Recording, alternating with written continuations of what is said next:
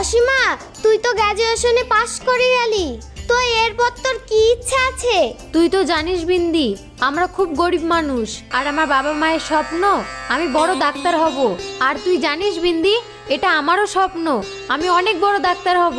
শোন অসীমা, তুই ডাক্তার ফাক্তার বাদ দে, তোর বিয়ের বয়স হয়ে গেছে, বিয়ে করি সংসার করি খাগা। এসব তুই কি বলছিস? তুই বল, আমাদের এই গ্রামে কোনো একটা ভালো ডাক্তার আছে?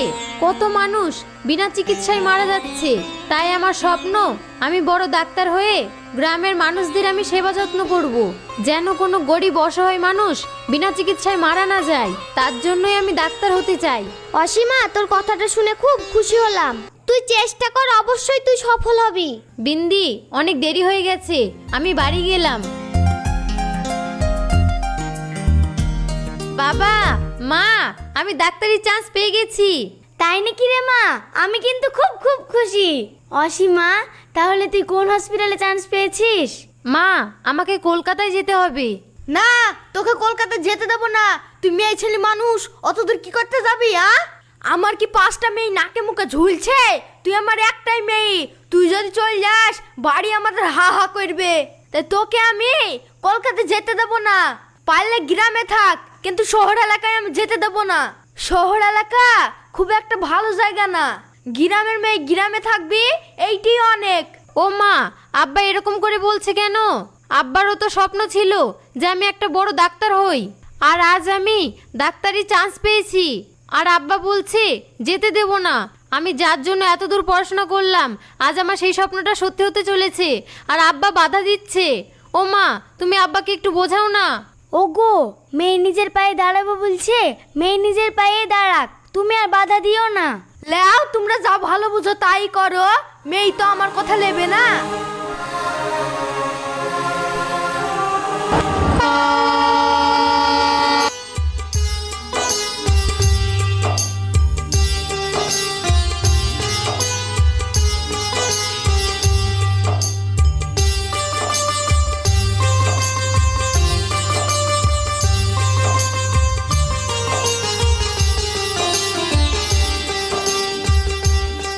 আঙ্কেল, এখন আপনি কেমন আছেন? আপনার শরীর ঠিক আছে তো? হ্যাঁ মা, আমি এখন সুস্থ আছি। তুমি যেভাবে সেবা যত্ন করছো, ভালো না হয়ে থাকতে পারি?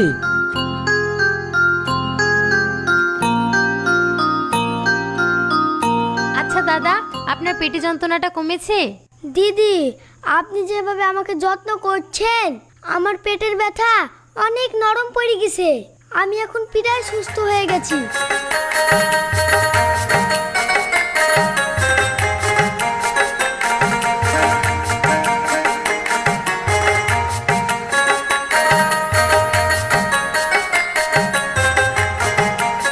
দাদু, আপনার ওষুধ খাওয়ার সময় হয়ে গেছে, উঠুন, ওষুধটা খেয়ে নিন।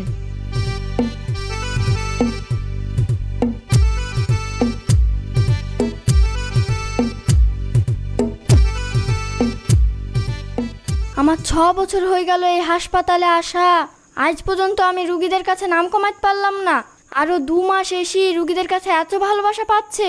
দাঁড়া, তোর ব্যবস্থা করছি।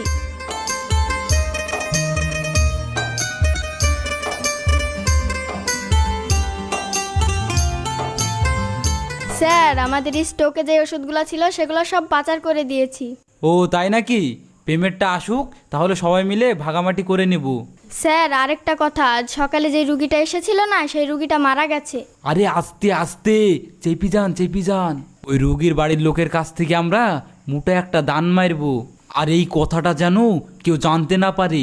স্যার, আজ পর্যন্ত কি আপনার কথা আমি কাউকে জানতে দিয়েছি? তাতে আপনার মানি ডাউনলোড হয়, আমার মানি ডাউনলোড হয়। এ তো মারাত্মক ব্যাপার।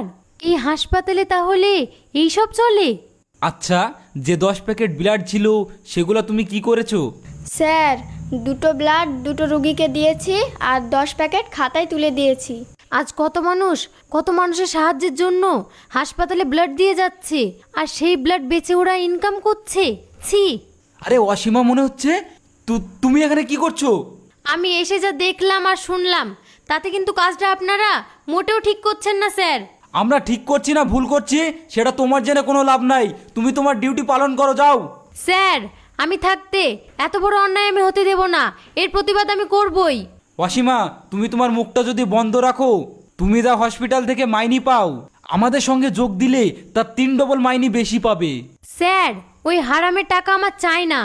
স্যার, এই হাসপাতালে কত রোগী আছে যারা আমাদের মতো ডাক্তারকে ভগবানের চোখে দেখে, আর আপনি তাদের পেটে লাথি মেরে নিজের পকেট গরম করছেন।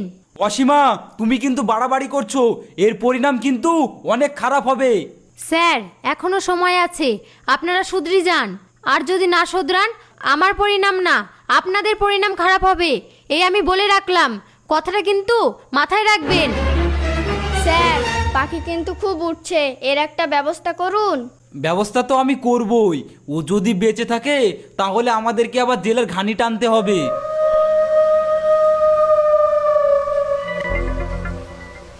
কি ব্যাপার, অসীমার ফোন করছে না কেন? ওর লেগে আমার জানলা বিশাল লটপট করছে। দেখি আমি ওকে এক কল ফোন করি।